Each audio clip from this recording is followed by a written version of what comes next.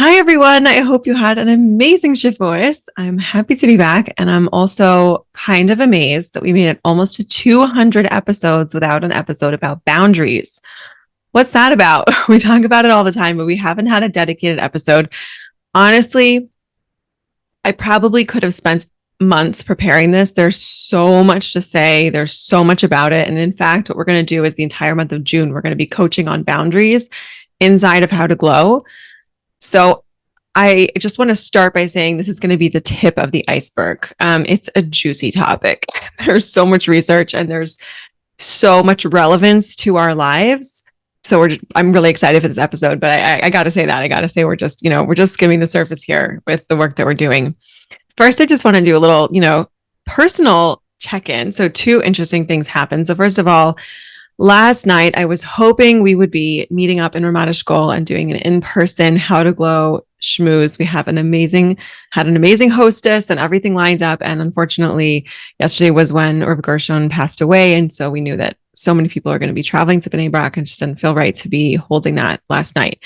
However, maybe that means there are some people listening who missed the opportunity to register because they weren't on my email list. I'm going to be doing some in-persons in New York area as well this summer, Mirza Hashem, and this one in Yerushalayim. We haven't yet announced our makeup date, but if you are wanting to get in on that, make sure you get on my email list because we try not to send out too many emails about in-persons just because they're only relevant to certain people.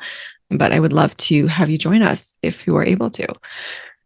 So that's one update. And the other is that our podcast has passed 300,000 downloads.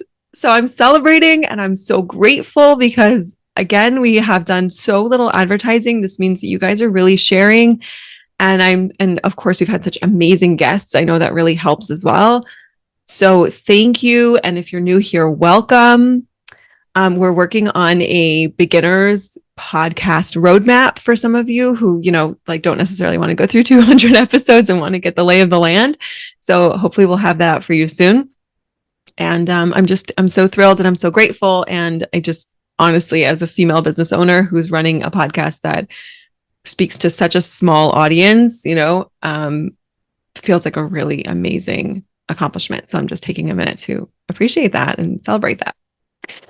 Are you appreciating and celebrating things that you're doing? I hope so. I'm trying to model that for you as well in this conversation. Okay.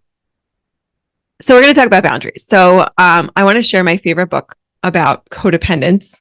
Because codependence and boundaries are very tied in. Why?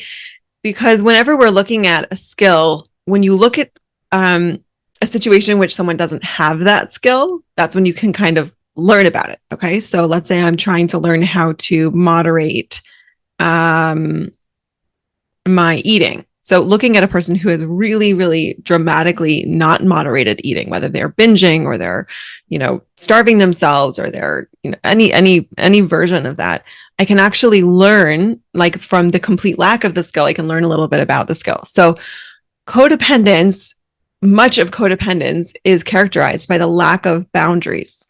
A person who is codependent doesn't have healthy boundaries. Okay. So Pia Mellody wrote a book called Facing Codependence, which I really like. There's actually a lot of great books about codependence, and a lot of what I'm going to say here is either inspired by her. I'm going to quote her a couple times. I want to say this one thing before we get started. I think this is really, really critical, which is that as you're listening to this episode, you're going to identify with some of this, whether for yourself, actually, ideally both for yourself and for other people in your lives. Meaning you're going to hear things that I say and you're going to be like, oh my gosh, I might not have good boundaries. And you're going to hear things and you're going to be like, oh my gosh, yeah, I knew she didn't have good boundaries. This just proves it. And we have to be so careful that we don't fall for this idea that like we're supposed to be living a life surrounded by other people that are all perfectly developed human beings. That was never the plan. The plan was never that you were going to go through life and, you'd never have a family member who didn't have good boundaries or didn't have mental health crisis or didn't have XYZ, perfect health, or that you wouldn't have these things. That was never the plan. So sometimes what will happen is like someone will be like, oh my gosh, I just realized like, my mother-in-law doesn't have good boundaries. And then it's like, oh. And I just want to take the dramatic gasp out of the equation. Like, it's just information. It's just information if you find out that someone's lacking good boundaries. And the reason we learn about these things is because we can learn how to navigate it. And for ourselves, we can learn how to heal it. Okay. I honestly think that's the most important thing I'm going to say this entire episode. So I'm just going to like reiterate this really quick. We're meant to go through life with people who are developing human beings. We're meant to be encountering them. We're meant to be kind of awkwardly bumping up against their baggage with our own baggage. We're meant to have our own stuff. That's what we're here for. It's not a problem in the design. It's not something to be ashamed of. It's not something to be angry about. It's like the whole point. Okay. So I want to say that before we get in. All right. So there's internal and external boundaries. I want to divide these two first. Okay. We're going to like just do a little bit of like a deep dive and sort of the whole concept and how this might apply to us. So it goes both ways. So traditionally, if we talk about someone having no boundaries, what we notice is them being offensive. And I don't mean offensive like colloquially. I mean, like think of them almost sort of on the offense with their lack of boundaries. Like if this is the boundary, them being on the offensive means they are now over into someone else's boundary. They're on the other side of the boundary. Okay. So when I say someone has no boundaries, maybe it means like she went into my purse and took something without asking. Maybe it means that she's giving me her opinions about something that's like feels very inappropriate, like about something private about my life. And she's not in a position to do that. Maybe that I'm saying she, because most of our close relationships are with other women, but of course this can be for a man. Maybe she's going around blaming other people for her emotions or for her decisions, right? You made me do that, or you made me so sad. That would be a lack of boundaries, sort of on the offensive side. But there's also a lack of boundaries. So that's like when I go out across the boundary into someone else's boundary, right? Into their personal private space, their private life, their private things, their body. That's me going out and crossing a boundary.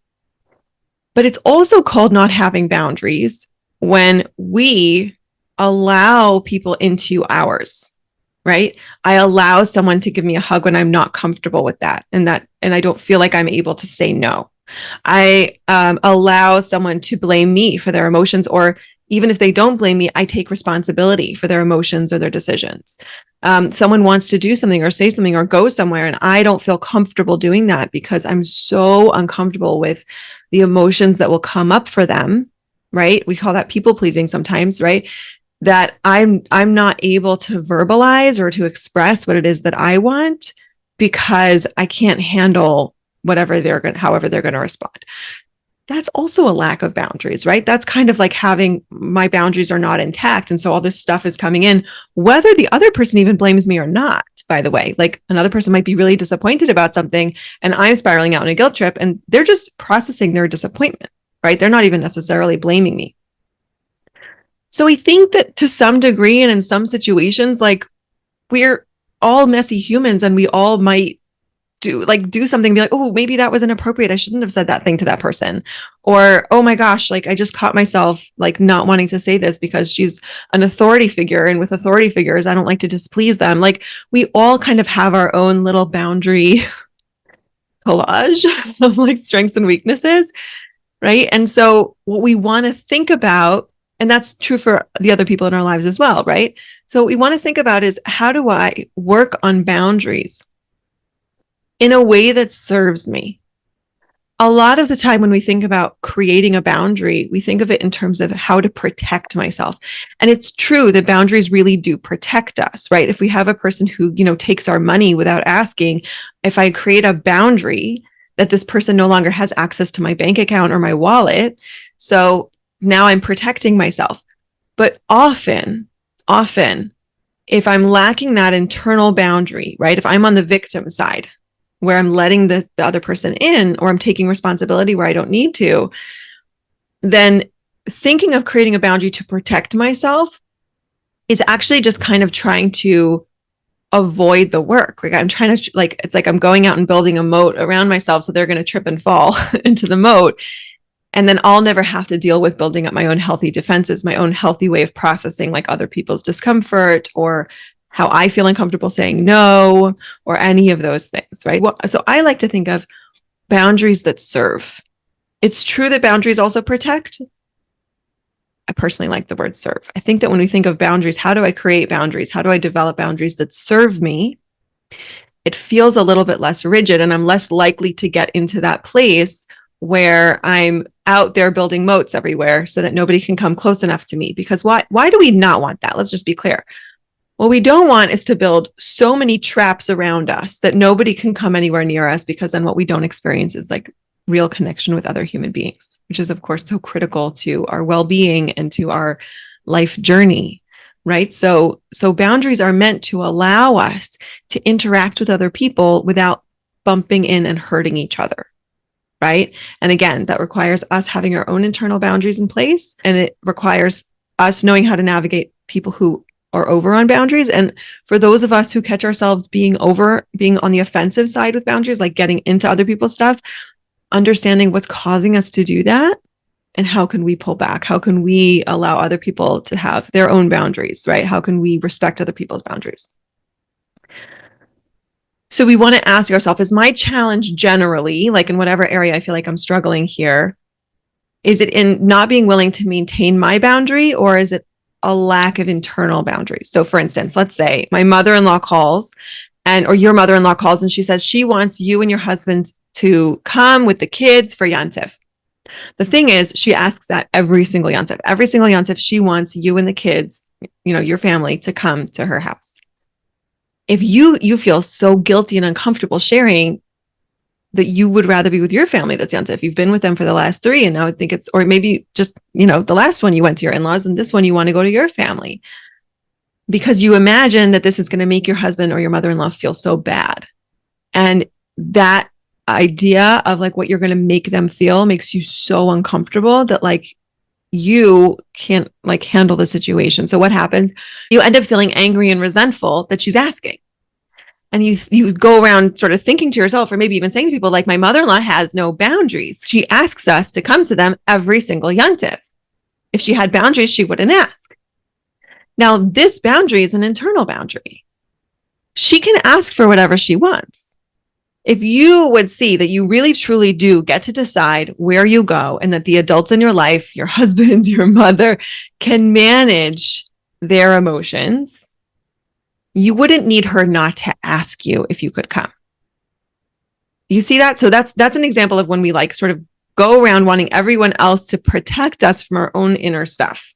If my stuff is coming up because I can't handle her disappointment or my husband's disappointment, and I'm not even talking right now about the fact, and I know some of you are thinking this already, but what about like you need to compromise with your husband? I'm not talking about that right now just because it's not the topic this podcast episode, but it's a very real topic.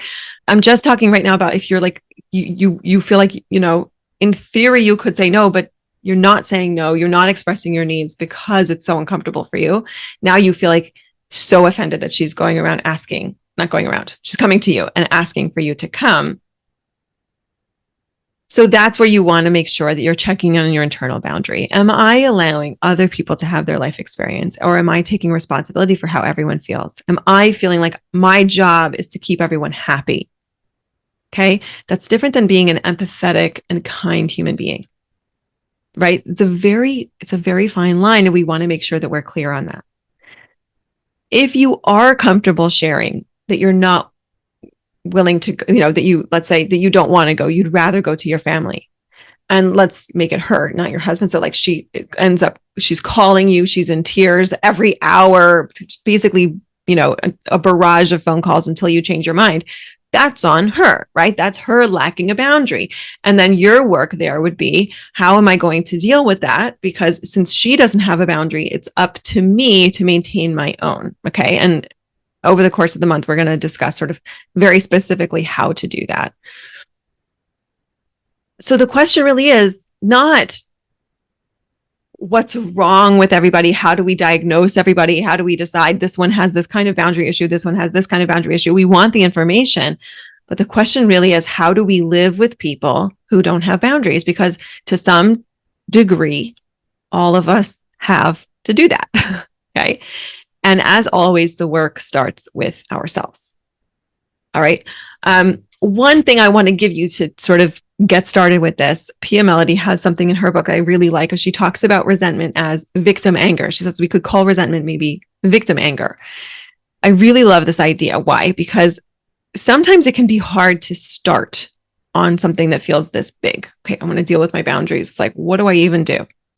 So what I would have you do here is to start noticing where you feel resentful. Those of you who are newly married, it's very possible that you don't really know how to label this emotion, but if you look for it, you might find it.